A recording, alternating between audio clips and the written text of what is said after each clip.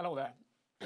So I'm going to do basically just quickly do an hour of practice to show you guys this. So I'm not going to waste too much time with the kind of normal housekeeping stuff of kind of mentioning all the bits that I need you guys to do over the week. I'm just going to jump straight into my practice. If you're watching this on the catch-up, which at the moment there's no one in here at the moment, so it's basically me doing some practice. So if you're watching this on the catch-up, a couple of things to bear in mind while you're watching this. I am gonna do most of my practice as normal as I do it. I'm gonna try and do a bit better than I do normally, so I can show you kind of my ideal practice. But there's a couple of things that I'm going to be doing. So the first thing I'm going to be doing works out to be about 11 minutes of warm-up on the practice pad, playing through a thing, which you'll see in just a moment. And then I will also be... someone is here. Hello. It's Aidan, right? I think I remember your username. Cool. So, so just to reiterate, Aidan, I'm just going to do an hour of practice, basically. So the first part is... Oh, and James is here. Hey, James. Good to see you. So I'm going to do an hour of practice, basically an hour anyway. What's the time now? Just gone past. So first thing is a 10-minute warm-up. It's 11 minutes. Again, if you're watching this on the catch-up, you don't have to watch everything I'm doing. Take the principles, but this is live, so I need to get it done. Sorry. It's going to go like this. Practice, first of all, this sort of stages will be lifetime warm-up by the advanced lifetime warm-up by Tommy Igoe. So I'll be playing along to that. I'm currently working that at 92%. So I'm using a website called Tune Transcriber to slow that down to 92%. Why 92%? Just because I'm trying to push it up, and 90% feels fairly comfortable. So I'm just jumping up by 2% each time because it's quite a jump. So that'll be the first thing. Once I've done that, I'm then going to do some practice with my reading and groove playing. So if you were here with the live stream last week, you would have seen me play along to a song called Dance, Dance, Dance by the band P-Bug with the drummer Pete Ray Biggin. So that's what I'm going to be working on today, but the next song, which is called 30 Days. So I have done a little bit of practice with this, but I wanted to jump in and do something that I haven't done. So the way the book works, you get beginner, intermediate and advanced versions of it. I think I played for the beginner and the intermediate one, so now I'm going to just jump into the advanced one and work through a couple of sections on that. I'm going to be using Pro Tools to loop sections, to sort of crop sections as well, and I'm also using it to slow it down as well. So I'll be showing you how I use Pro Tools to loop sections and kind of practice a song, which again is really relevant to most of you working through grades, using a DAW like I talked about in the practice thing last week. So that'll be the second thing, and then if I get time, I'm going to do something I haven't done at all yet, because I spoke to you guys about the kind of ideal practice routine that I like to do, which is a warm-up, which involves like technique stuff, which you'll see, something kind of groove orientated, which is the track, and then I wanted to do something creative, which I always forget about, and I always kind of ignore. So I've bought 2 new books by a drummer that I recommended. I think, James, you asked this question, what influences or what drummers do I like? And I mentioned a guy called Jost Nickel. I found he's got 3 books out, and I bought 2 of them. So the book I'm going to be working through, which I did a little tiny bit yesterday, but I haven't started at all pretty much, Jost Nickel's Phil book. So I'm going to be looking at kind of creativity based around the ideas that he has in that book. So in short, it will be about 11 minutes of warm-up with the Tommy Igoe lifetime warm-up. There will probably be about 20 minutes or so, no, a bit longer than that. I'm going to do probably 30 to 40 minutes on the track 30 Days. And then I'm going to do the last bit, however long is left, hopefully 15 minutes or so, on a creative idea from Jost Nickel's Phil book. Without further ado, let's jump into it. I'm working on my setup at the moment, so I've got a couple of extra things kind of going on, and one of which is a wireless monitor. There's loads of delay my side, so if you see me scrolling around like an idiot, that's because there's a bit of delay, so I'm going to see how I get on with that. I might have to adapt that. But let's jump into things first of all. So we're going to start with, let me get it up here, the lifetime warm-up. So I'm going to leave my mic on because it sounds better because I'm using a practice pad on the snare drum at the moment. Normally I'm not actually sitting behind my kit. I'm normally sitting in front of my desk with the practice pad. But I think you'll agree that that sounds okay. So that's what we're going to do. And I was going to try and talk through what I'm doing, and I tried to do that earlier as a little bit of a practice, and I can't talk while I'm doing this, so you're going to have to put up with just listening to the cues from Tommy Igoe's warm-up. In general, the warm-up that I'm playing is a rudiment warm-up, works through a bunch of different things. You'll hear him go 8, and then I play 8 on one hand, 8 on the next hand, and then 7, 6, 5, 4, 3, 2, 1, not ones. And then we do some rolls, and he'll talk about 7s, 9s, and all those kind of different things. And you'll hear him call out the rudiments as I play them. So that's what I'm doing, basically. This is by means perfect at all. This isn't a performance of it. It is generally a practice of it.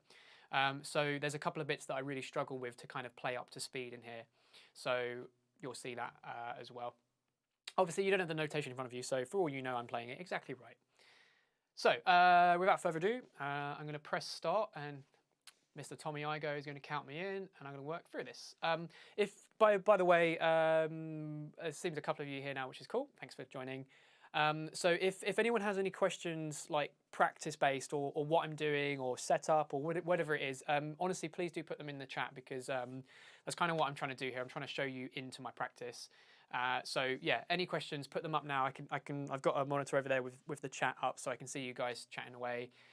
So any questions, put them in there, and then as I'll get to them when I can. So here we go. This is the Lifetime Warm-Up Advanced version at 92% the whole way through. Enjoy. Lifetime Warm-Up Advanced version with Tommy. 1, 2, 1, 2, 3, 4, 8.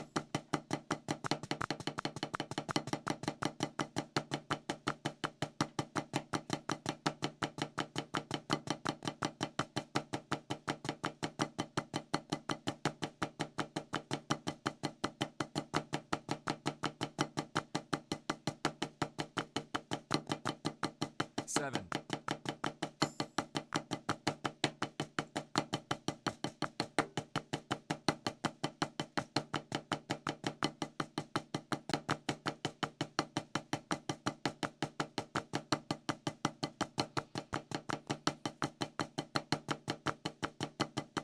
6.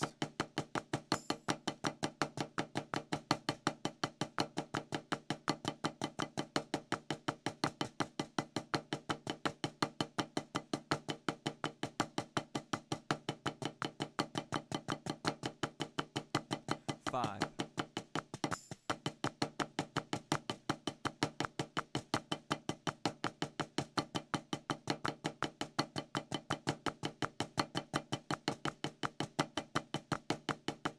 4.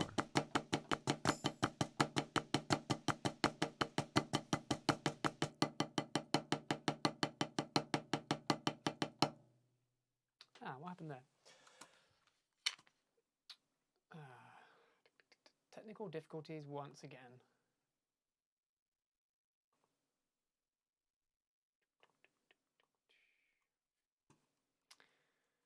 Damn. Okay, bear with me.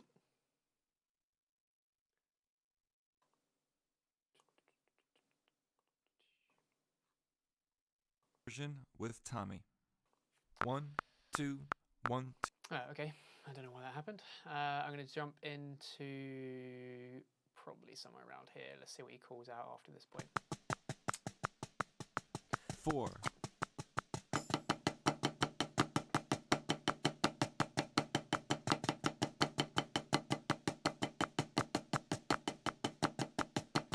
3.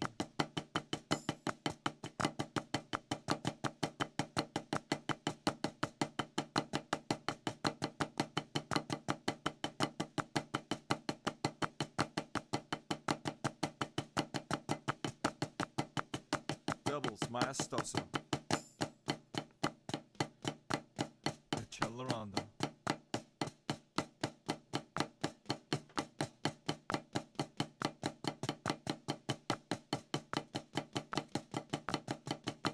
6.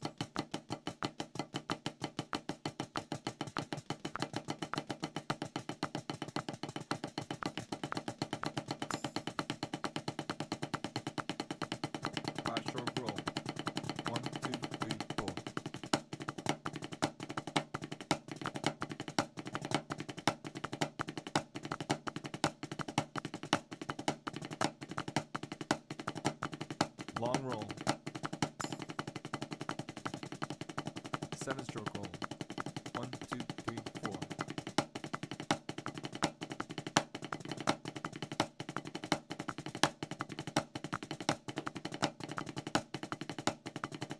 Long roll. 9-stroke roll. 1, 2, 3, 4.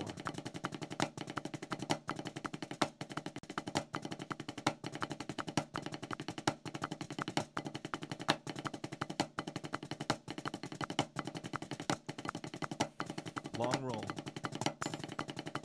10-stroke roll. 1, 2, 3, 4.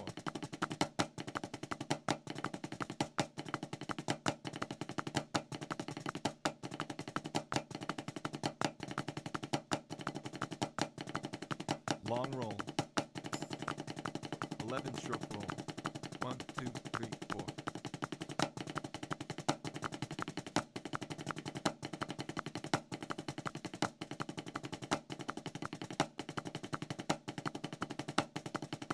Long roll.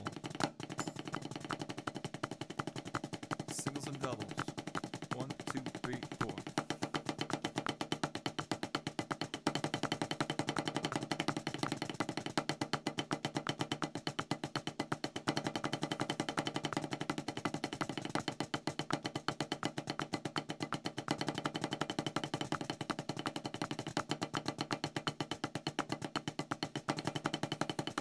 Long roll. 3-stroke rough.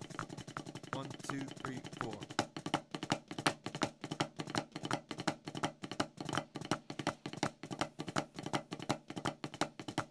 Three-stroke rough combination.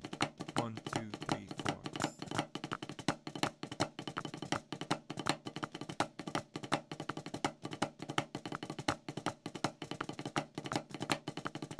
Long roll. Parallel combination, no accents. 1, 2, 3, 4.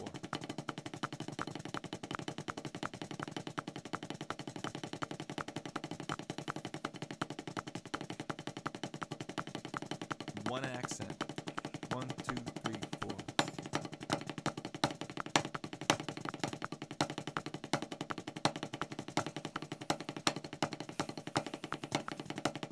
All accents. 1, 2, 3, 4.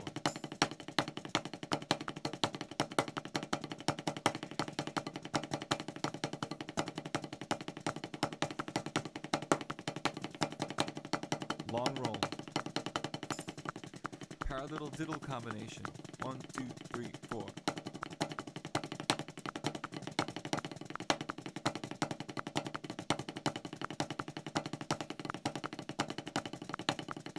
Long roll. Parallel variations. 1, 2, 3, 4.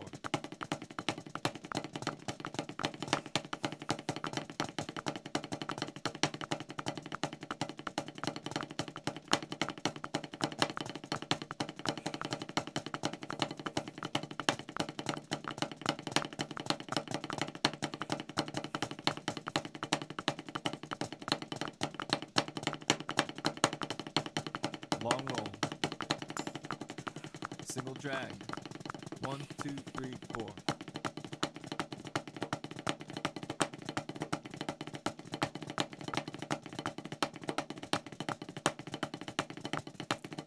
Long roll. Double drag. 1, 2, 3, 4.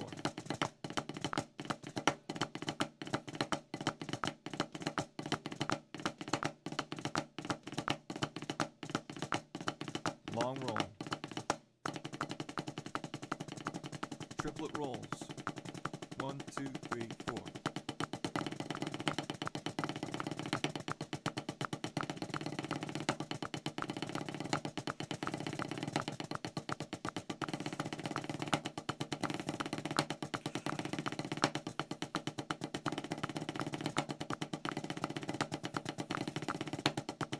Long roll. Flans. 1, 2, 3, 4.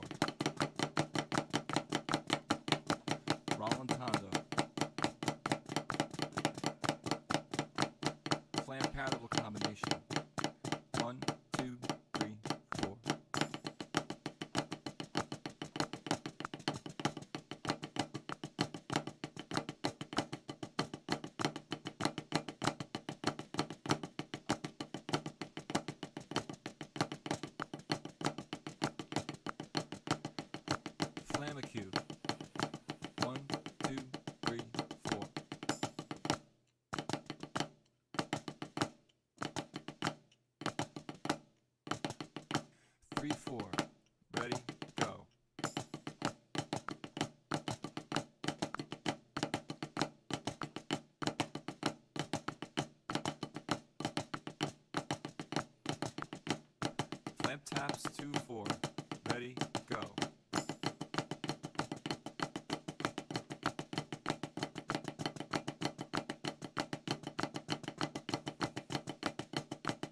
Six, 8, bump it up. 1, 2, 3, 4.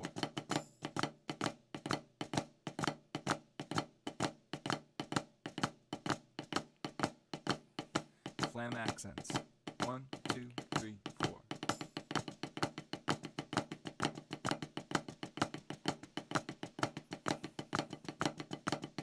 Flam jags.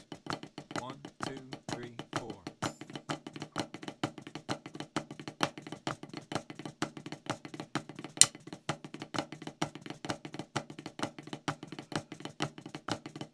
Swiss triplet combination.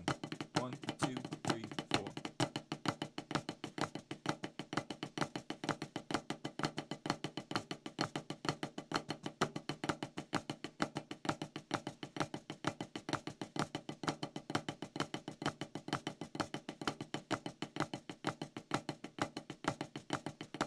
Flam combination.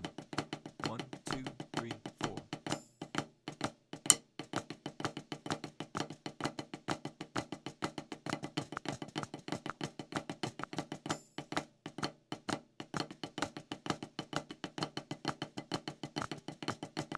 A little faster.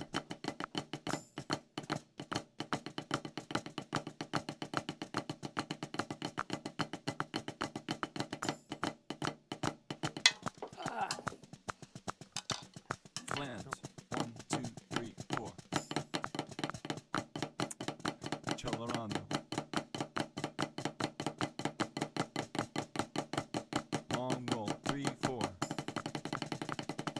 Radical combination. 1, 2, 3, 4.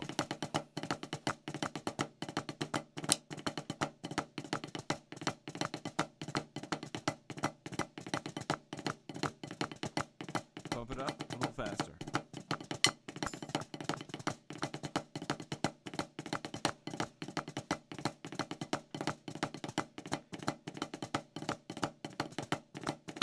Last time, a little faster.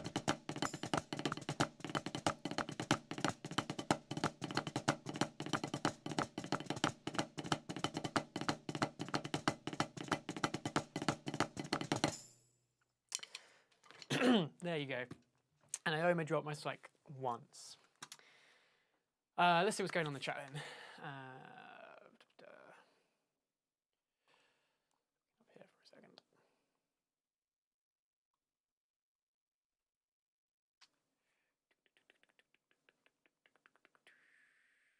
Let's have a look. How can I...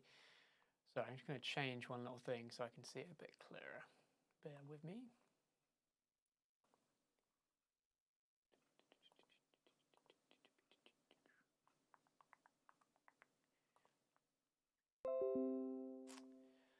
So I wonder why you guys aren't out enjoying the sunshine. Are you practicing also, or are you just finding something else to do for a bit? So let's get them back up here. Cool. Cool. So let's have a look. What's going on in the chat? Can I even read that from here? Christ. I have to get another screen. Aidan, you ask, what practice routine would you recommend for a warm-up? Good question. Oh, someone I don't recommend. Sorry, I don't recommend. Someone I don't recognise is in here as well. That's cool to see. Woke up at 4 AM. Prayer done, man. Okay. Mystic Shadow. What tempo is this at? Cool. I will ask about it in a second. And cool. Thanks for all the nice things you're saying, Yusuf. Cool. Okay. So yeah. So Aidan, a good practice routine for a warm up. So I'm using that particular exercise as my warm up. You don't have to do that. Usually what I recommend for warm-ups is something that is, like my arms are just about aching a little bit. They were aching a bit more in certain points there, but towards the end, nice slight ache in your arms, then you know you're kind of doing something right, I think. As long as it doesn't hurt, that's the main thing. I find a warm-up on a practice pad is quite good.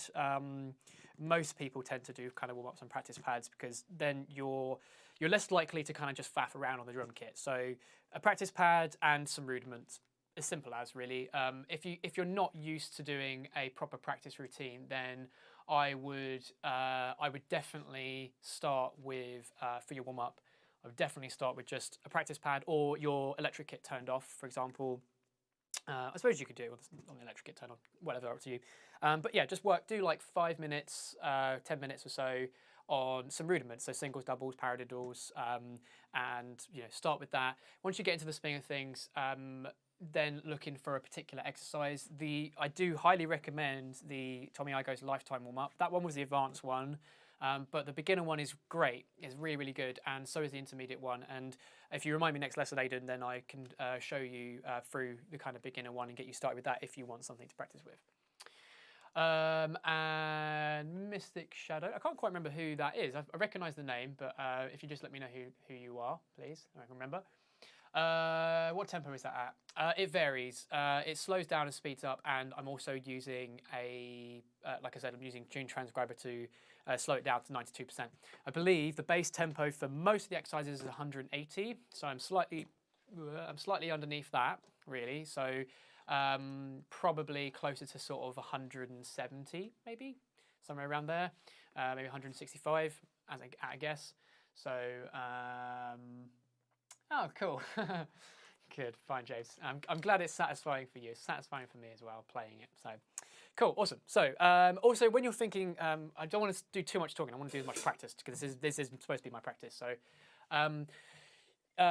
when you're doing your warm-ups, just make sure you're paying attention to your technique. I mentioned in the previous live stream about doing something for technique. I use that as an excuse for my technique, basically. So that warm-up as an excuse to practice my technique is what I mean. So I'm trying to focus on holding the sticks right, being loose, paying attention to like the technique that I'm using. And the rudiments are really great in those exercises, so I'd recommend that. Cool, right, so next thing, let me bring this up. Okay, so should come up on the window now. This is Pro Tools. So this is what I'm doing. This is a really, really super simple session in Pro Tools. All I've done is chuck the tracks in. I've set the kind of quantized time thingy so that I can speed it up and slow it down. In a lot of DAWs, you don't actually have to do that. So that's just the way around. You have to do it in Pro Tools. So I can change the tempo to certain BPMs. So the song that I'm going to be practicing, I will get that up here as well so you can see that. This song here. So it's called 30 Days by the PB Underground. I've been calling them P-Bug. I think P-Bug is something slightly different. Or some of the tracks that he's done come under P-Bug and some of them come under PB Underground. So I'm not going to work through this whole thing because I'm not going to get enough time to. Usually what I do is I'm quite lazy and I'll just kind of play through it a couple of times and then work through some things. I'm going to do it slightly different purely because I'm running so much through my desktop at the moment. Pro Tools doesn't really like it too much and will just keep stopping and starting. So I'm going to do it in small amounts so that if it does stop, I don't have to go back to the beginning all the time. So essentially, I'm going to practice. If you have a look at the notation here, again, my mouse is really delayed, so I'm going to have to move super slowly. So I'm going to go from the beginning all the way up to verse 1, basically. So what I'm going to do for this is it's 120 BPM. I know that I played it at 90 BPM with the kind of intermediate one. So I'm going to take it a bit slower than that. I'm going to drop it down to 80 BPM. And I'm just going to work on the intro. So the first thing I'm going to do is just loop that section around. So yeah, intro up to verse 1. So let's get that set up quickly. So I will open up Pro Tools. Hey, look at that, I'm prepared, I've already got it there. So the intro, I've gone through here and I've set, you can sort of, hopefully you can kind of see it. It might be a little bit too small, I'm gonna have to work on settings here a bit. But this little yellow marker thing here says intro and the next one says verse 1. And I've sort of strategically cut the clip up so that I can just highlight that section there. See if I can use that one. Like so, and this is going to be quite difficult to do. Hang on. So let's set, this is a tempo marker. So if I click that, I'm going to set that to, oh, it's come up on my screen. I can set that to 80 BPM and it will slow everything down to 80 BPM. And it sounds a bit funny when you start slowing things down. It doesn't sound amazing, but it's good enough. Okay, cool. So let me move the pad. And I'm going to have to keep muting and unmuting my mic for this because I'm going to be playing a proper kit for this. So let's just check what's going on here.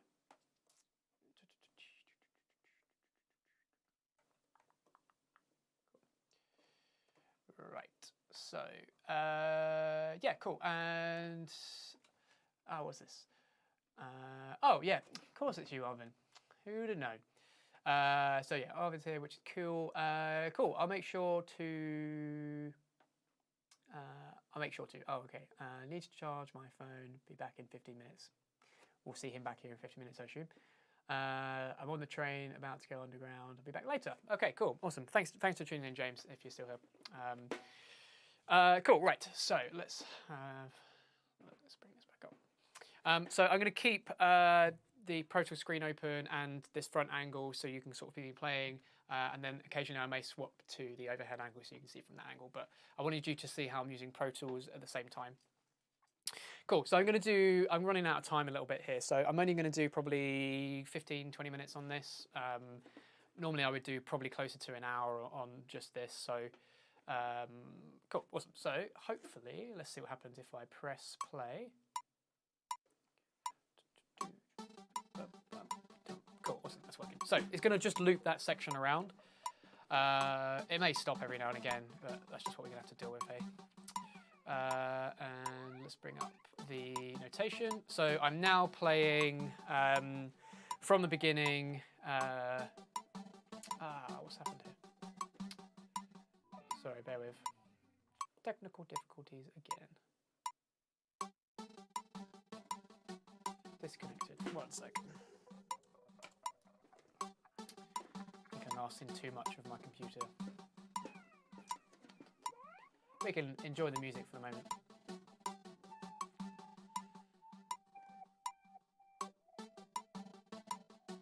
Cool, see what happens. Cool. Okay, I'm gonna leave Pro Tools up on the other screen for the moment, but you should be able to see. There you go, notation. Okay, cool, right. So yeah, sorry. So I'm gonna be practicing the intro. So I'm going to wait for that to come around, and then I'm going to just try and sight read it essentially this time.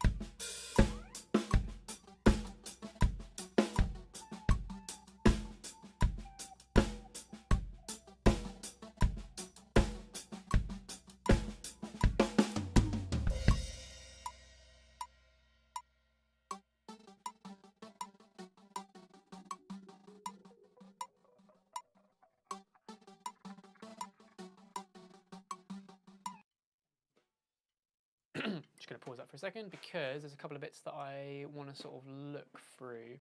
So once I've sort of played through it once or twice, I'll kind of roughly know, you know, what bits will need to be worked on. So I'm going to move this stuff out of the way for a sec. This is so slow. Definitely gonna have to sort this out. Stop. Such a massive delay in this. Bear with.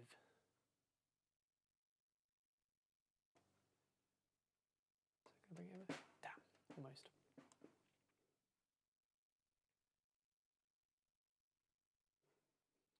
I know what I'll do.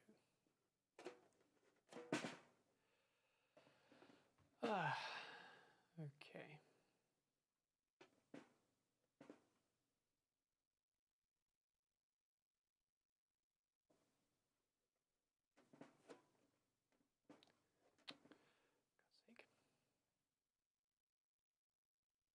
If you're watching on the playback, just skip this bit. Okay, there we go. That's what I wanted. Need to get that little thing out of the way so I can actually press play. So yeah, so I'm going to work through a couple of bits here. Let me just check that you can see this. Cool.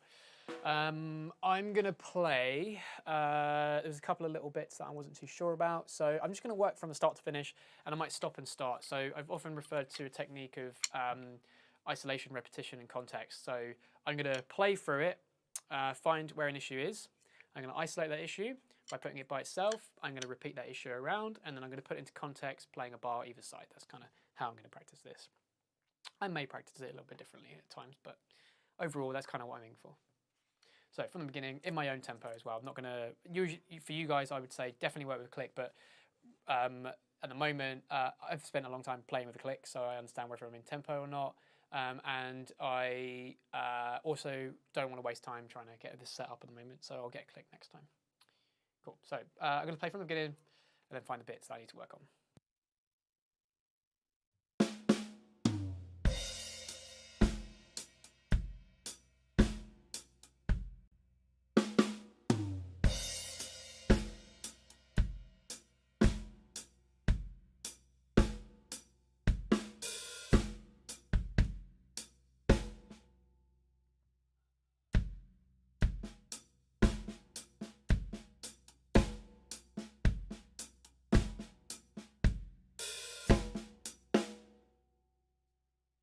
Okay, so those two bars sort of 3 and 4, I might practice those just a little bit because they were a little bit awkward with the ghost notes there.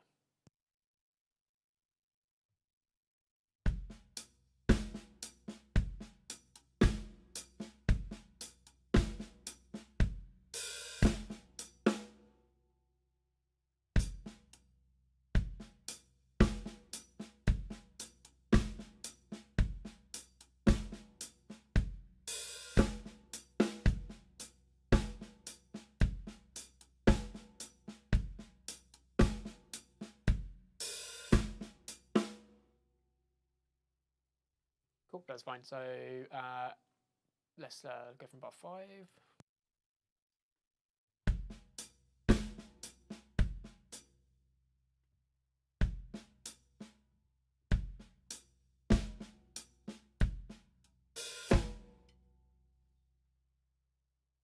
Okay, so there's a little bit of an awkward, bit there in bar 5. So I'm going to just isolate beats 3 and 4 of bar 5.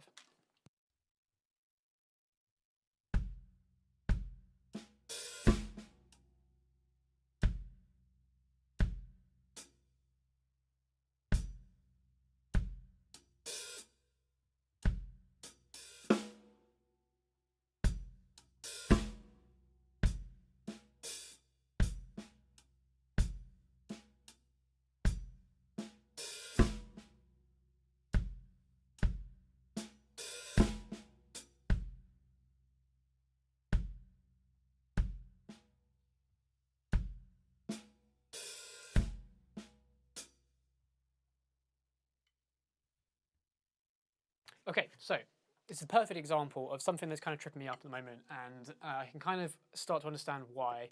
So basically what I'm going to do is look at just the hi-hat pattern. The reason why it's tripping me up at the moment is because how I would normally play this is not with an accent on the and of the 3. I would play it coming out of the bit before, so down, up, down, and then a up to a down. The open hi-hat being a down, so getting 3 and That's probably how I'm going to play it for the moment. I don't think it will matter too much if there's accent there, but getting it's just a little bit of an awkward.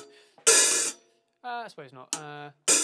So even talking through it for you now, I'm starting to see. Oh, okay. So I need to think of it as and trying to think about the movements in a bit more detail. So I'm just going to give a play with that. Hopefully you'll kind of get an idea of what I'm doing.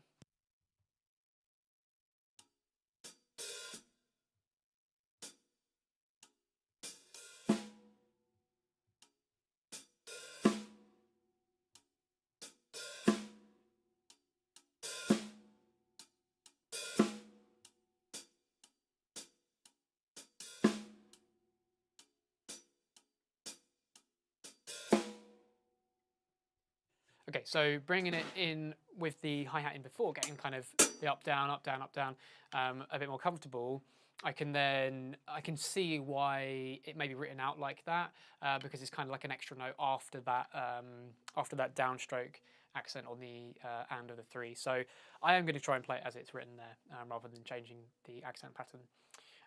Okay, I'm going to play with that a little bit, get some of the ghost note. I'm going to take all the ghost notes out for the moment. I'm going to add the kick drum in. I'm just going to loop that bar until the hi-hat pattern feels good, and then I'm going to bring the ghost notes back in.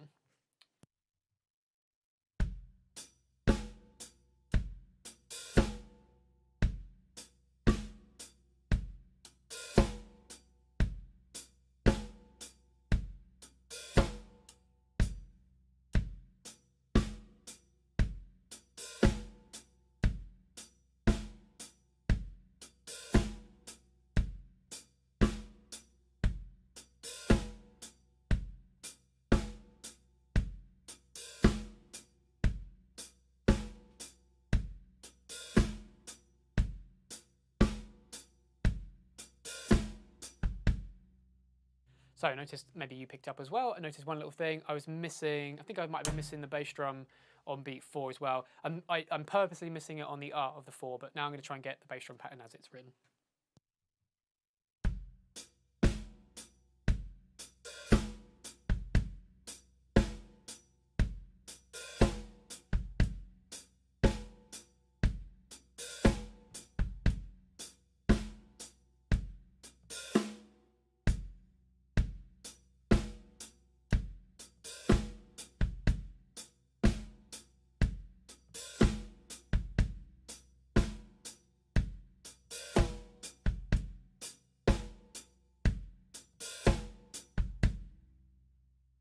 Cool, that feels fine. Let's see, am I missing anything here? Oh, cool. Great, so now I'm going to see if I can get some of the ghost notes back in there.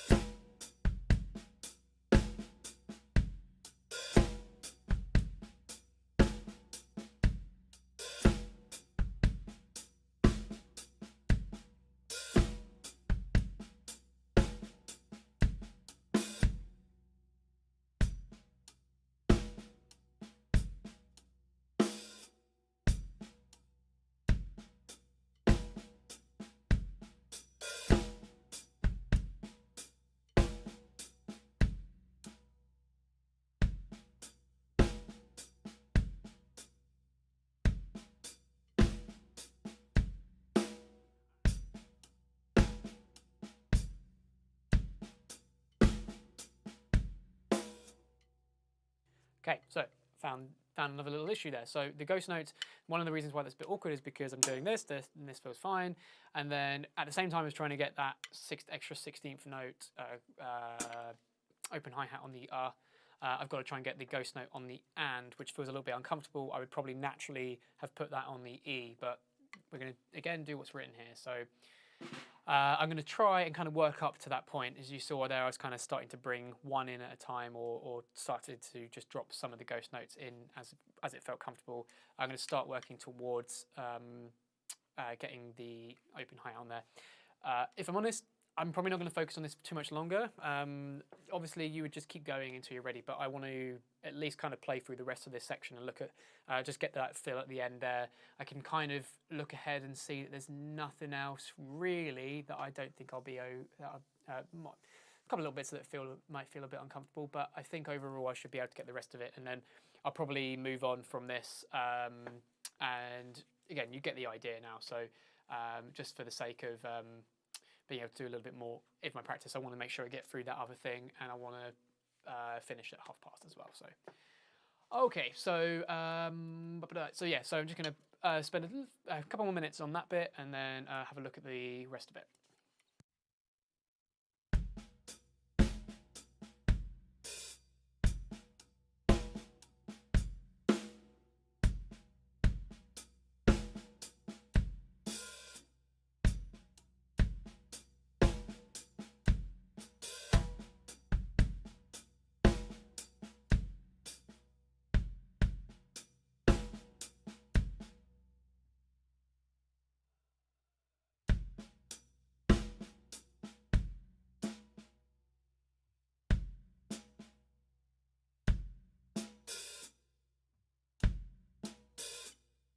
Okay, I'm going to practice just beat 3, so 3 and R, to try and get that motion, because it feels a bit uncomfortable trying to get the ghost note on the and there. So I'm just going to isolate that little kind of movement, make that feel comfortable, and then I'll try to put it in the rest.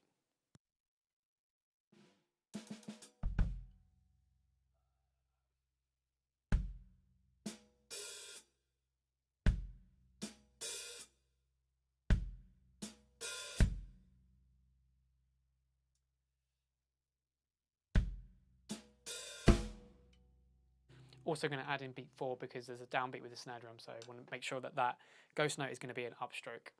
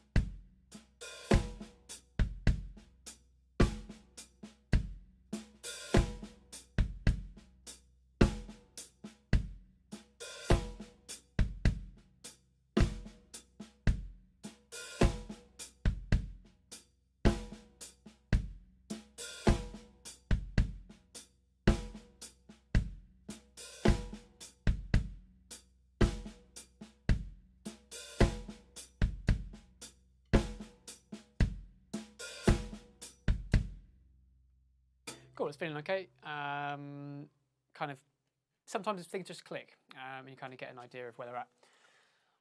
Aiden's back. What? Hello.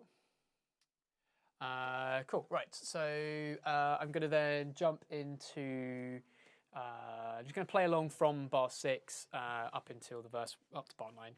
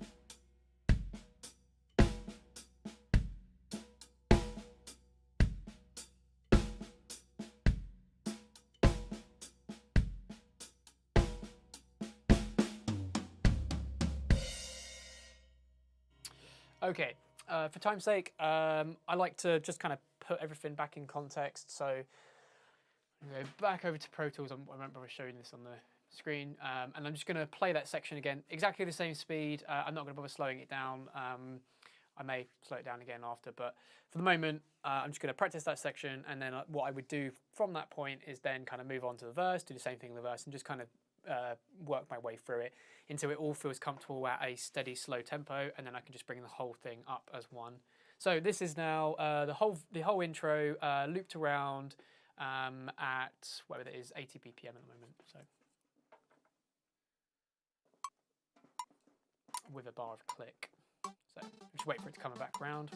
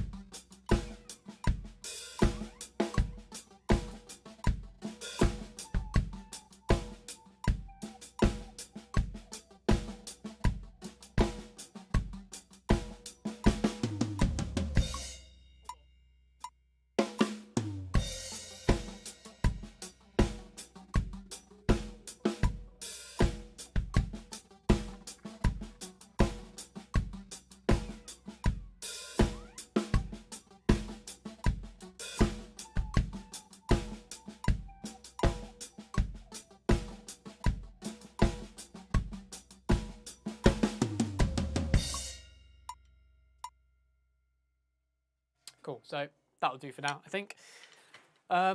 Okay, so I'm just going to do 10 minutes on a creativity exercise from the Jost Nickel book. Again, last opportunity because I'm going to do 10 minutes, so if there's any other questions, practice related, do put them in the chat now, and I will do my best to answer them. So I'm going to, let's bring this back up. For the moment, sorry, I'm thinking out loud at the moment. So once I've done that, once I've played through the track, what I would normally do, this is not a fair representation of my practice because I'm still learning with the live stream stuff. So what I would normally do is work through a whole lot more than I did there. And then try and play the whole song as well. And I'll try and go for as long as feels comfortable. Most of the time I've felt when I've been working through this stuff in this particular way, I've felt like a good 45 minutes to an hour.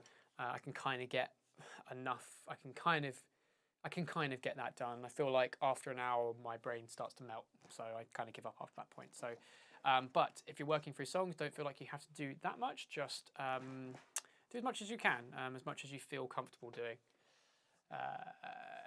Cool. No worries, James.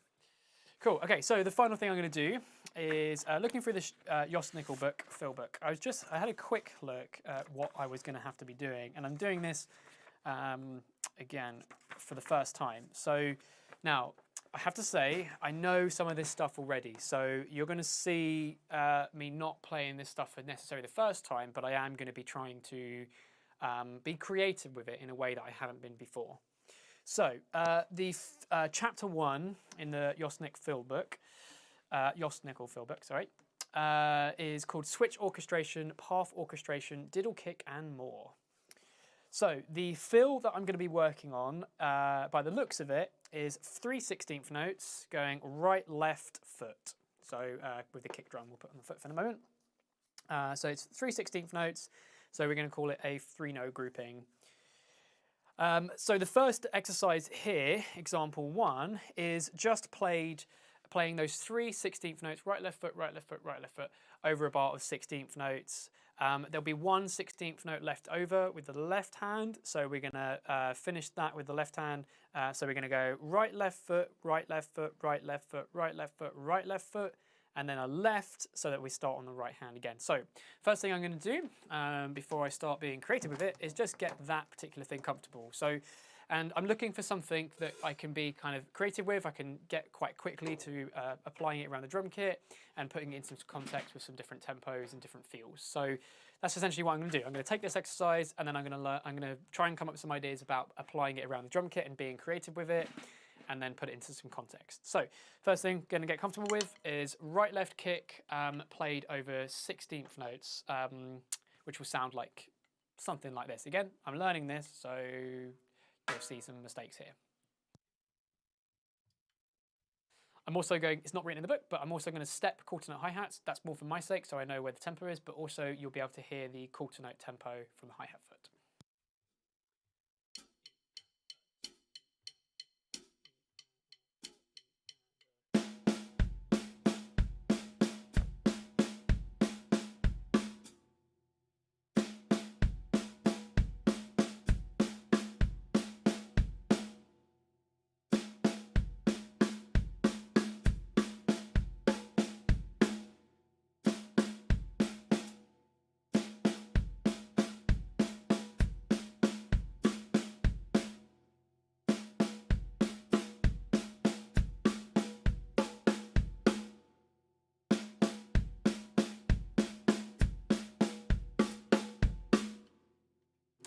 I see a question from James. Using the DAW to loop the section works well, really helpful. Yeah, I find it incredibly helpful as well. So that whole bar feels okay. I'm just going to keep looping it around. I was stopping at on the of the 4. If you were counting along, you kind of see the phrasing. It's all 16th notes. And now I'm going to try and loop it around a little bit.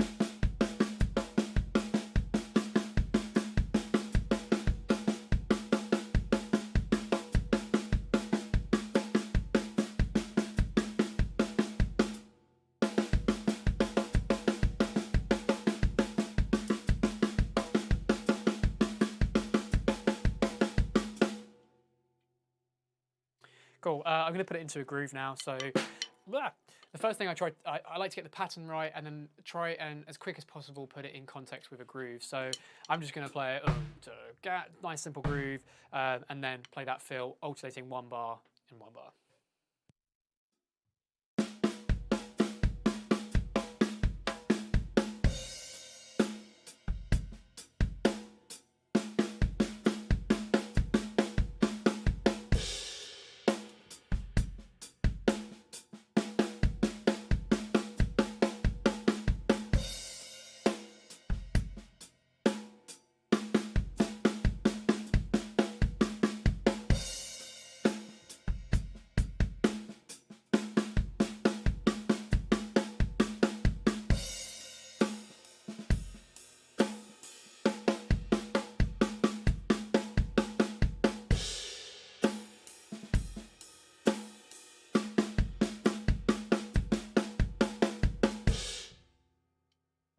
I moved to the ride there so I could step the quarter note hi-hats on the hi-hat foot.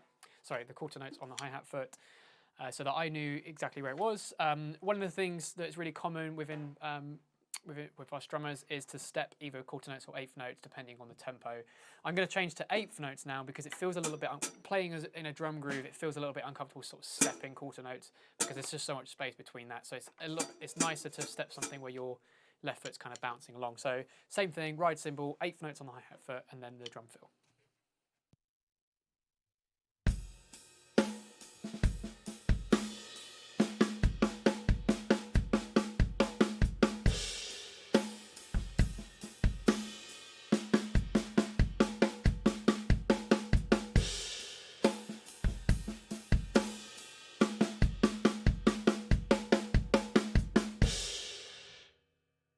Cool. So that feels relatively comfortable. I've not sped it up a great deal, but one thing actually is a slightly side note that I'm going to try and do a bit more of now, as I'm thinking out loud. It's written here on the book, as you can see on the camera. I'm going to try my hardest not to look at that so that I can kind of internalize it a bit and not have to read it, because again, you want to get an understanding of the feel of it rather than having to read the pattern all the time. So that's what I'm going to do. And then I'm just going to speed it up a little bit. And then the final thing I'm going to do with it, just to finish off here, will be looking at applying it around the drum kit a little bit as well. So speeding it up, getting it to kind of a useful tempo. I know this pattern before, so I've played it before, and I know that I can half play it at the fastest tempos. It's just a little bit different to how I've normally played it. So I should be able to get it to a reasonable tempo, and then I should be able to apply it around the kit in some interesting ways. So here we go.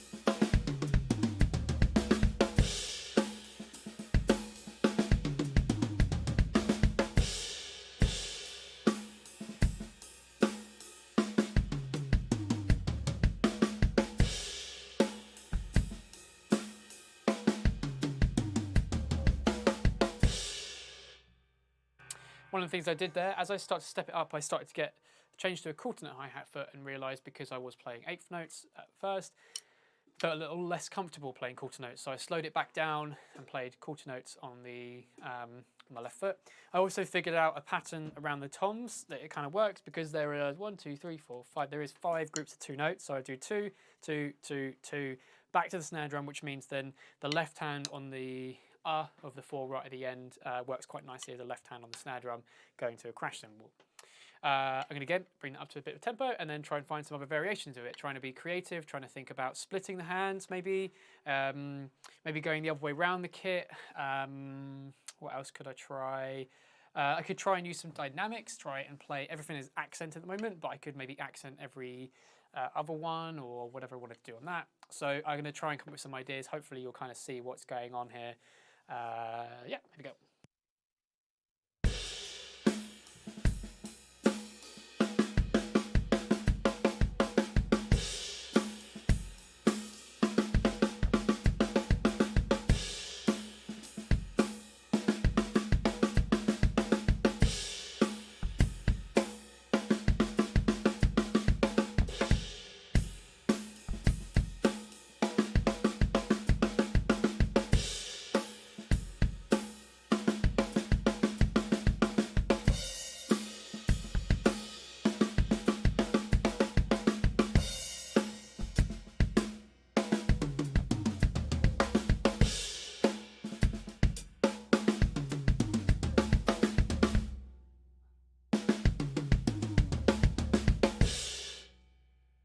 there you go. A little mistake led to something kind of interesting. I liked splitting the last two between the floor tom, and then it gives me the snare drum there. So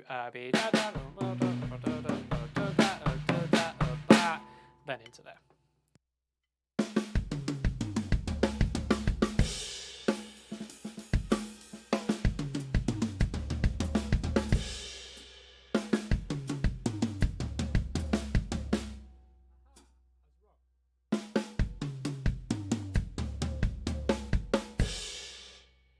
I was wrong, that's 6, needs to be 5, so I'm going to go and then do,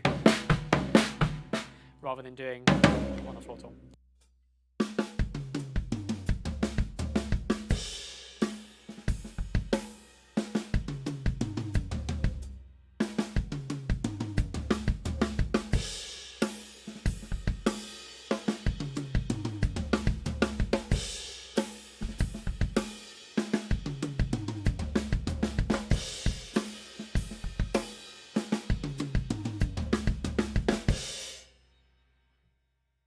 One thing I wanted to try there at the end was rather than just a left hand on the snare drum was a flam and then to both crashes. I think it looks quite cool when you jump into a groove with kind of both crashes like that. So I'm going to play with that a little bit and then I'm running a little bit over, so I'm going to pretty much stop there after this little bit.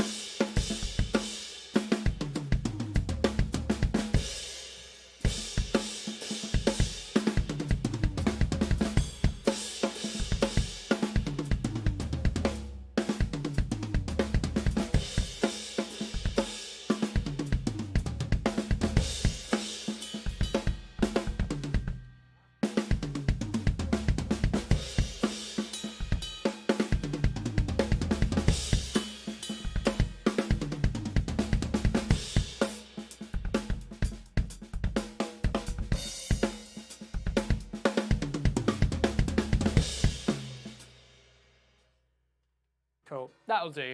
That was an okay practice. I have to admit, not my best.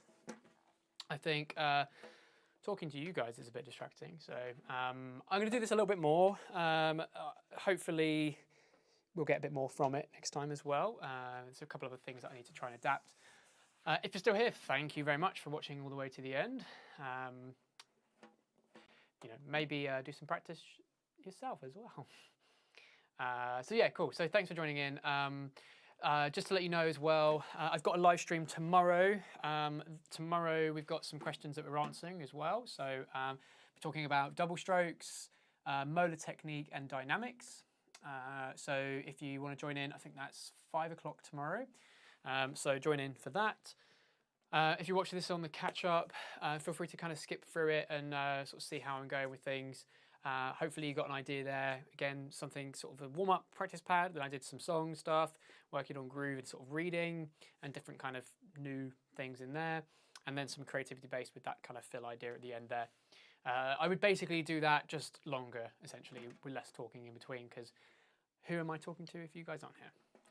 So thanks again for joining in. As always, to my students anyway, any questions, please drop them in the Notion. Tomorrow is just a question and answer session. So I'm answering 3 of the questions that were getting submitted. So I will get around to your questions. So, and we're running out already. So please do add some questions in there and I'll get through those as well. Keep an eye out on the live stream schedule as well. And if you subscribe to the YouTube channel, then you'll get notified when I'm going live. And yes, the only other thing to join in tomorrow, because I've got some other interesting things to talk about as well. I'll see you guys all then. In the meantime, keep safe. I'll speak to you guys soon.